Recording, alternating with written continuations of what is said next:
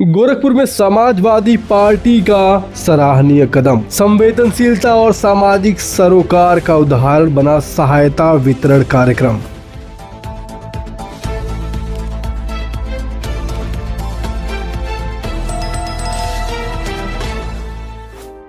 जी हां, आप देख रहे हैं उत्तर प्रदेश का सबसे भरोसेमंद news channel UP news live 24 सच का साथी। मैं हूं आपके साथ अंकित चौधरी। गोरखपुर में समाजवादी पार्टी के राष्ट्रीय अध्यक्ष अखिलेश यादव के निर्देश पर गोरखपुर जनपद के रियाव गांव, थाना गगहा, तहसील बास गांव में एसआईआर ड्यूटी के दौरान दिवंगत हुए शिक्षा मित्र रमेंद्र शाही के परिवार को आर्थिक सहायता प्रदान की गई। समाजवादी पार्टी की ओर से उनकी पत्नी जामवंती शाही को 2 लाख रुपए की सहायता राशि का चेक सौंपा गया। यह कार्यक्रम समाजवादी पार्टी गोरखपुर के जिला अध्यक्ष ब्रजेश गौतम के नेतृत्व एवं अध्यक्षता में आयोजित हुआ, जिसमें बड़ी संख्या में ग्रामीण, पार्टी पदाधिकारी और कार्यकर्ता उपस्थित रहे। कार्यक्रम में रुद्रपुर के पूर्व विधायक अनुग्रह नारायण सिंह उर्फ खोखा सिंह की उपस्थिति विशेष आकर्षण का केंद्र रही। कार्यक्रम के दौरान जिला अध्यक्ष ब्रजेश गौतम ने स्वर्गीय रमेंद्र शाही की पत्नी जामवंती शाही को सहायता राशि का चेक सौंपते हुए कहा कि समाजवादी पार्टी केवल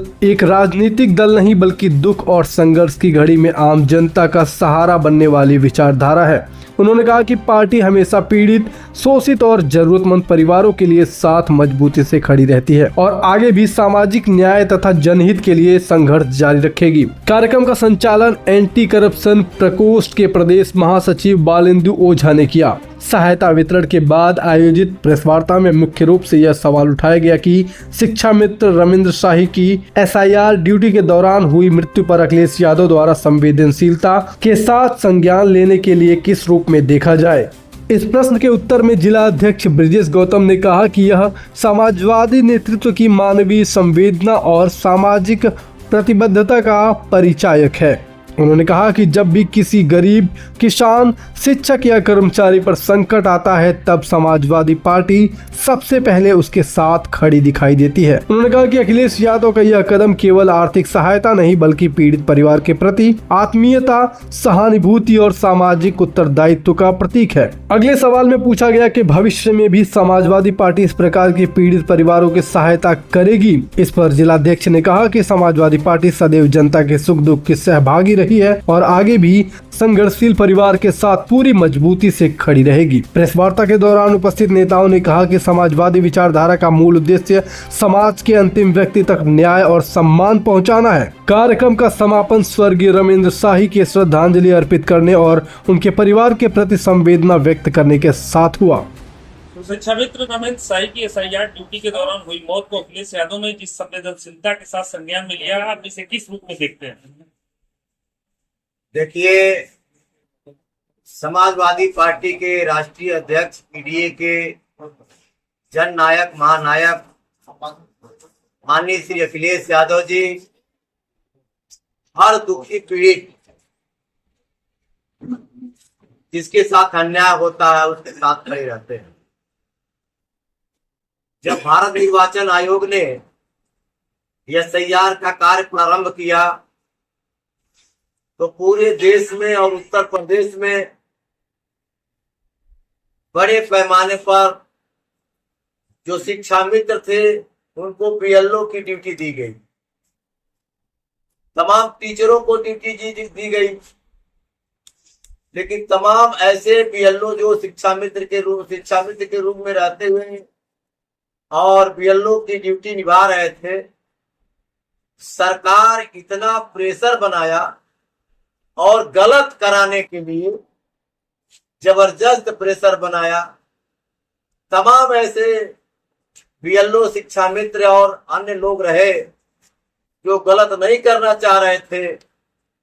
ऐसी स्थिति में प्रेशर के नाते किसी को ब्रेन स्ट्रोक हो गया, किसी को हार्ट अटैक हो गया, यानी विभिन्न प्रकार से प्रताड़ित होने के बाद कुछ लोगों ने रिजाइन दे दिया, कुछ लोगों ने आत्महत्या कर लिया। इस तरह की केसें उत्तर प्रदेश में देश के अलावा हुई है। इसी क्रम में जनपद गोरखपुर, तहसील बासगांव, थाना गगहा, ग्राम रियाव जो बहुत बड़ा गांव है, और रियाओं में जो शिक्षा मित्र बीएलओ का दायित्व को निर्वहन कर रहे थे रामेंद्र शाही जी, उनकी दिनांक 15/2/2026 को इतना दबाव बना कार्य का, उनको ब्रेन स्ट्रोक हो गया और उनकी दुखद निधन हो गया। सर, मुख्यमंत्री जी का गृह जनपद है और मंदिर से 40 किलोमीटर दूर पीड़ित का घर है। वर्तमान भाजपा सरकार से पीड़ित परिवार को अभी तक कोई मदद नहीं मिला, क्या आखिर वजह हो सकती है? देखिए, भारतीय जनता पार्टी के और निर्वाचन आयोग की वजह से ही बड़े पैमाने पर एसआईआर के दौरान जहां एक तरफ लोग आत्महत्या और हार्ट अटैक का ब्रेन स्ट्रोक से जहां दुखद निधन हो रहा था, तो वहीं पर आम जनमानस फार्म 6, फार्म 7 और फार्म 8 को लेकर के बहुत ही परेशान थी। करीब 3 महीने तक हम इसी देश के रहने वाले हैं और हमसे नागरिकता मांगी जा रही है। हम नागरिकता बताने के लिए बीएलओ के पास दौड़ रहे हैं, कहीं एसडीएम के पास दौड़ रहे हैं, कहीं तहसीलदार के पास दौड़ रहे हैं, जिसके कारण बड़े पैमाने पर लोग हताहत हुए। आपका जो सवाल था कि भाजपा के लोग नहीं आए, तो भाजपा की कथनी और करनी बहुत अंतर है। मुख्यमंत्री का गृह जनपद है और मुख्यमंत्री के गृह जनपद होने के साथ साथ मैं कोट कर रहा हूं कि लोग कहते हैं, आम जनमानस के कुछ लोग कहते हैं कि ठाकुर समाज बड़े पैमाने पर भारतीय जनता पार्टी को वोट करता है, लेकिन जिस रियाओं में हम बैठे हुए हैं, ब्रजेश शाही यहाँ के प्रधान रहे, सोशल परिवार है, नामी परिवार है। इस परिवार में मुख्यमंत्री जी के तरफ से कौन नई रियाओं में ब्रजेश शाही को जानता है, पप्पू शाही को जानता है, लेकिन यहाँ का जो सांसद है और यहाँ का जो विधायक है, दोनों सगे भाई हैं, लेकिन वो केवल वोट के समय में आएंगे और वोट उनको धड़ाधड़ मिल जाता है, तो उनको आने की क्या जरूरत है। इस नाते वो नहीं आते हैं। हमारी पार्टी समाजवादी पार्टी हर दुखी पीड़ित के साथ खड़ी है, चाहे वो कोई किसी जात का हो, चाहे वो किसी धर्म का हो। उसी क्रम में आज हम आदरणीय ब्रजेश शाही के घर आकर के 2 लाख का चेक, जो जामवंती देवी है, जो मृतक की पत्नी है, उनको आज हम लोगों ने राष्ट्रीय अध्यक्ष जी के निर्देश पर बाबू खोखा सिंह जी, राम अनुग्रह नारायण सिंह उर्फ खोखा सिंह, पूर्व विधायक रुद्रपुर, इधर ओझा जी, वालेंदु ओझा जी, इधर हमारे पप्पू शाही जी, ब्रजेश शाही जी, इधर हमारे पार्टी के विधानसभा अध्यक्ष राम निरंजन यादव जी, अजय कनौजिया जी, तमाम साथी आकर के आज हम लोग 2 लाख का चेक पीड़ित परिजन को, या ये कहिए कि मृतक परिजन को हम लोगों ने दिया। सर, अखिलेश यादव जी में एक आरोप लगता है कि समाजवादी पार्टी यादव और मुस्लिम की पार्टी है, मगर आज सबसे पहले अखिलेश यादव ने ठाकुर समाज के व्यक्ति की मदद करने के लिए सबसे पहले हैं। क्या 27 के समीकरण में कुछ बदलाव देखने को मिलेगा आने वाले समय में? ये आरोप कौन लगाता है? विपक्ष। ये आरोप लगाने वाले भाजपा के लोग हैं, सत्ता पक्ष के लोग हैं। आरोप वही लगाते हैं जो कभी हमको पसंद नहीं करते, जो संविधान को पसंद नहीं करते, जो लोकतंत्र को पसंद नहीं करते, जो आरक्षण देने से दूरी बनाए हुए वो लोग हमें, यानी हमारी पार्टी को जातिवादी पार्टी कहते हैं। मैं ब्रजेश कुमार गौतम, जनपद गोरखपुर का जिलाध्यक्ष हूँ जमात बिरादरी का। मुख्यमंत्री के जिले में मुझे जिलाध्यक्ष बनाया गया है, ऐसे मानना की जातिवादी पार्टी है। और दूसरी बात, मैं तो कहना चाहता हूँ और उदाहरण देना चाहता हूँ, इसी गाजीपुर की घटना में जब एक विश्वकर्मा समाज की बेटी के साथ घोर अन्याय हुआ, आप लोग जानते हैं, तो उस बेटी को न्याय दिलाने के लिए कौन गया? बड़े पैमाने पर यादव समाज गए, जबकि विश्वकर्मा समाज से क्या लेना देना था। इतना ही नहीं, उस घटना में हमें जहां तक जानकारी है 21 से 22 यादव आज के तारीख में जेल में है। इस प्रदेश में और देश प्रदेश में किसी जाति और धर्म के ऊपर विरुद्ध जातीय अत्याचार हो रहा है तो समाजवादी पार्टी और समाजवादी पार्टी के लोग और समाजवादी पार्टी में यादव समाज के लोग बड़े पैमाने पर न्याय दिलाने के लिए सड़क से लेकर के गांव तक संघर्ष कर रहे हैं। हमारी पार्टी जातिवादी नहीं है, जातिवादी तो वो है मुख्यमंत्री योगी आदित्यनाथ जातिवादी है। जो उनके स्वजाति बंधु बड़े पैमाने पर माफिया है, उन माफियाओं की गिनती करके क्यों नहीं गणना करके उजागर कर रहे हैं। माफिया वो है, जातिवादी वो है, जो समाजवादी है वो कभी जातिवादी नहीं हुआ। सर, पीड़ित परिवार को आज जो 2 लाख का आप लोगों ने चेक दिया, पीड़ित परिवार के पास बच्चे भी हैं, उन बच्चों के लिए आप लोगों की सरकार बनने की क्या मांग क्या है? मृतक परिजन का मांग क्या है? मृतक परिजन अभी तो मेरी सरकार नहीं है, ये काम तो सरकार का है कि जो भी SIR के दौरान किसी जात का, किसी धर्म का कोई व्यक्ति अगर हताहत हुआ है, उसके इस कारण SIR के दौरान उसकी दुखद निधन हुआ है, तो उसको आर्थिक मदद सत्ता पक्ष को यानी मुख्यमंत्री जी को करना चाहिए। हम सरकार में नहीं है, समाजवादी पार्टी सरकार में नहीं है। सरकार बनेगी तो उसके बाद भी हम 2-2 लाख रुपए दे रहे हैं। सरकार बनेगी, ये जो 2 लाख का चेक दिया गया वहां पर नोट है, समय आने पर हर संभव मदद की जाएगी, इस परिवार को मदद दी जाएगी। सर, एक सवाल ये है, 2 सवाल है, मैं दो सवाल। पहला सवाल ये है कि 2027 में चुनाव होने वाला है, अब समय धीरे धीरे करीब आ रहा है, तो किन किन मुद्दों पे आपकी पार्टी चुनाव लड़ेगी? और दूसरा सवाल मेरा ये है कि जैसे मान लीजिए मृतक परिवार है, काफी संघर्ष कर रहा है, मृतक की पत्नी है और 2 बेटियां हैं, बच्चे भी हैं, तो क्या आपकी सरकार बनेगी तो मृतक के परिवार को नौकरी दी जाएगी? जी, इस सरकार की नीति जी हम ये कहना चाहते हैं, हमको आया जैसे मेरी बात ये है कि सरकार सरकार बनने की बात छोड़िए, सरकार इसलिए है जी, ये सवाल आपको उठाना चाहिए, जी, दैनिक जागरण उठाना चाहिए और ईमानदारी से उठाना चाहिए। आप नौजवान, मैं ये कह रहा हूँ उस मृतक परिवार को मृतक आशिक के नाम पर नौकरी दिया, वो इनका अधिकारी अब तक यहाँ आया।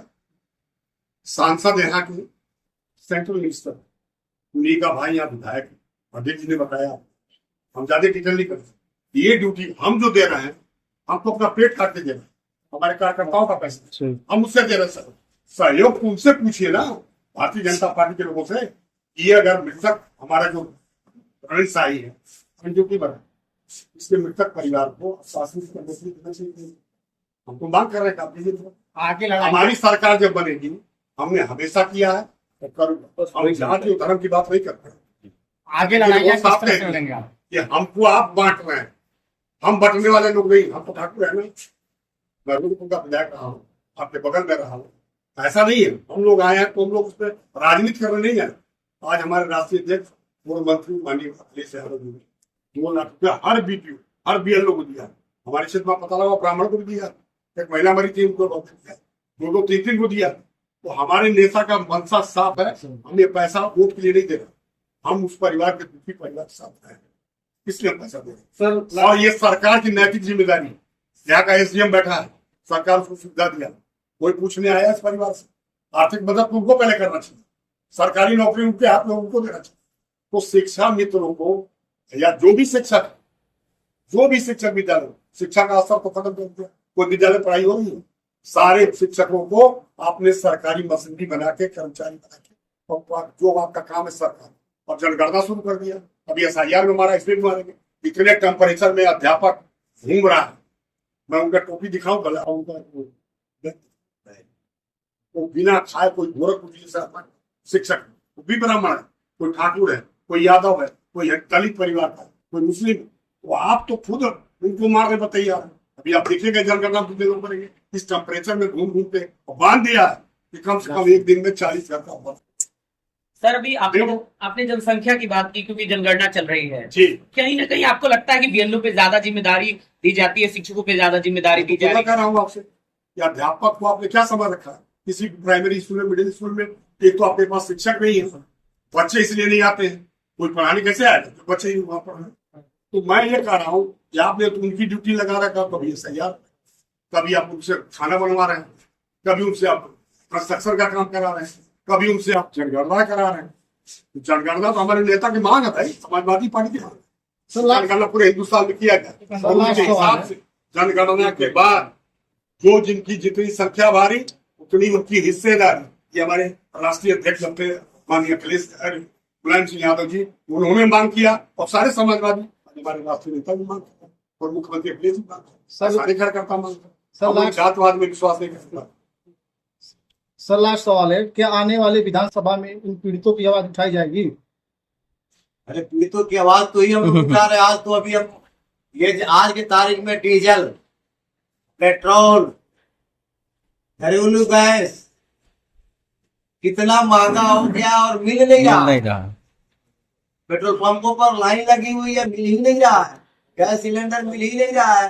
तो पीड़ित की आवाज और जनता की आवाज तो हम उठा ही रहे हैं। सर गोरखपुर के डीएम ये कह रहे हैं कि भारी मात्रा में डीजल पेट्रोल पर्याप्त है, किसी के काम में आने की जरूरत नहीं है। ईमानदारी से आप एक बात बताइए कि हमारे अध्यक्ष जी ने कह दिया, हम आपसे पूछ रहे हैं, आप तो मोटरसाइकिल से हैं, मैं आपसे क्या मिला रहा हूँ, आने वाले समय में साइकिल निशान हमारा है, सबको साइकिल सब जितने घूम रहे हैं सबको साइकिल, यहाँ तक कि भारतीय जनता। आप बताइए, आज हमारे यहाँ मुख्यमंत्री जी गए देवरिया में, लाइन से बसें लगी है सर, उन बसों में आपको डीजल देने का है, किसान मांग रहा है डीजल टंकी में खाली, आप पेट्रोल मांग रहे हैं, आप कह रहे हैं ना हर जगह, फिर ये पेट्रोल पंप खाली क्यों? गोरखपुर के सांसद ये कह रहे हैं कि इलेक्ट्रिक जो सुविधा है वो तकनीकी अब अपनानी चाहिए, डीजल पेट्रोल पे ध्यान नहीं देना चाहिए। वो अपना रहे हैं, माननीय मुख्यमंत्री जी अपना रहे हैं, उनके प्रधानमंत्री अपना रहे हैं, उनके MP MLA अपना रहे हैं, हम तो अपना नहीं रहे, हमको तो मिल ही नहीं रहा है। हम साइकिल से चलेंगे क्या फर्क? साइकिल तो समाजवादी पार्टी का हमारे चुनाव चलेंगे। इतना जल्दी इलेक्ट्रिक की व्यवस्था कहाँ से कर देंगे? नहीं आपने CNG खोला? नहीं भाई, CNG खोला या CNG अवेलेबल है चौधार पर? और जिस दिन आप इलेक्ट्रिक कर देंगे तो उसके चार्जिंग का भी है ना, कहाँ लगेगा, कब लगेगा? सरकार इस तरह से दावे क्यों कर रही है लगातार? दावे इसलिए कर रही है कि जितनी गाड़ियां हैं कम कर दी जाए, और जो बड़े बड़े मैन्युफैक्चरर हैं गाड़ियों के, इनकी गाड़ियां बिके, गाड़ियां थोड़े बिकी। दावे इस नाते कर रही है कि आप भरोसा कर रहे हैं, अब करते जा रहे हैं। इसने क्या किया था नोटबंदी में? भाइयों बहनों, आज रात को 8 बजे से ये नोट रद्दी टोकरी में जाएंगे। आपने भरोसा कर लिया, काला धन लाए, काला धन लाएंगे। लाए कहाँ लाए काला धन? इसी दौरान कोरोना आया और कोरोना में बेंगलोर, महाराष्ट्र, चेन्नई से लोग पैदल चलकर आए, आपने भरोसा कर लिया। अब इन्होंने कहा सोना मत खरीदो। सोनार लोग तो बहुत ज्यादा वोट देते थे, ऐसा माना जाता था कि सोनारों का जो वोट है बड़े पैमाने पर बीजेपी को जाता था, ऐसा लोग कहते हैं। अब सोनार लोग तय करें कि वोट किसको देना है। कामगार उसके जो है, और जो उनके वहाँ काम करते हैं लगभग 50,000 लाखों में कामगार हैं, उससे जुड़े हुए हैं। वो कह रहे हैं कि सोना मत खरीदो, वो कामगार बेचारे बेरोजगार हो गए। अब कोई विदेश न जाए, सोना व्यापारियों से पूछ सकते हैं, डीजल पेट्रोल के दाम भी बढ़ते जा रहे हैं, बढ़ेंगे अभी समय आ रहा है। कोई कह रहा है कि प्रधानमंत्री जी कोई विदेश न जाए, तो चलिए बाहर वाले जो बहुत पैसे वाले वो विदेश जाए न जाए कोई फर्क नहीं पड़ता है, लेकिन जहां हम हैं यहाँ पर लाखों की संख्या में सऊदी अरब, दुबई, मस्कट, अलग अलग देशों में जा करके पासपोर्ट बनवा करके अपनी बेरोजगारी को दूर करने के लिए जा करके वहां मजदूरी करते हैं, भेड़ चराते हैं, बकरी चराते हैं, ऊंट चराते हैं, तब जा करके वहां से पैसा लाते हैं। अब वो कैसे जाएंगे? उनका खर्चा कौन चलाएगा? उनका खर्चा कौन चलाएगा? और ये बात कह करके, जब ये बात कह करके अपने 4 दिन की यात्रा निकल गए, और 4 दिन की यात्रा अब निकले तो इटली की प्रधानमंत्री को क्या खिला रहा है? मेलोडी क्या नाम है उसका? मेलोडी चॉकलेट खिला रहे हैं। क्या मतलब है? देश में भारी संकट है, आर्थिक संकट से देश जूझ रहा है, लोग परेशान है, डब्बा लेके दौड़ रहे हैं। किसान जब ट्रैक्टर लेके जाता है, जरूरी नहीं है कि ट्रैक्टर लेके जाए, गैलन लेके जाता है। किसानों का इतना अपमान कि पेट्रोल पंप वाले किसानों का गैलन फेंक दे रहे हैं, गाली दे रहे हैं, पेट्रोल पंपों पर विवाद हो रहा है, मारपीट हो रही है। तो सब मिलाकर एक ही समाधान है। दोष किसका मानते हैं? सारी समस्या का समाधान ये गई है, भाजपा हटाओ, देश बचाओ।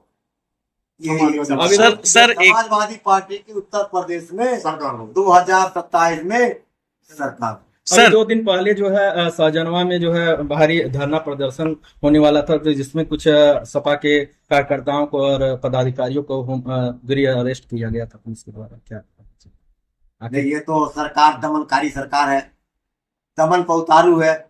जब कोई देश हित की बात करता है तो उसको ये लोग राष्ट्र विरोधी भाजपा वाले कहते हैं, देशद्रोही कह देते हैं, पाकिस्तानी कह देते हैं। और हम विपक्ष के लोग, हमारा नैतिक कर्तव्य है, लोकतंत्र में ये जगह दी गई है कि विपक्ष के लोग मर्यादित तरीके से, संवैधानिक तरीके से लोकतंत्र में रह करके अपनी जनता की आवाज सरकार को आईना दिखाए। लेकिन ऐसा नहीं होने दे रहा है। अभी परसों शाहजहां में विशाल ज्ञापन प्रदर्शन हुआ है, उसमें हमको भी हाउस अरेस्ट कर लिया गया था। हमारे जैसे तमाम नेताओं को हाउस अरेस्ट कर लिया गया। अभी रात में भी मेरे घर पुलिस पहुंची थी, क्योंकि आज कंपियरगंज में वो धरना प्रदर्शन था, ज्ञापन था। आप देख रहे थे उत्तर प्रदेश का सबसे भरोसेमंद news channel UP news live 24 सच का साथी। तो प्रिय दर्शकों, अगर ये खबर आपको पसंद आती है तो खबर को लाइक करने के साथ चैनल को सब्सक्राइब कर लें और कमेंट बॉक्स में अपनी राय देना न भूलें।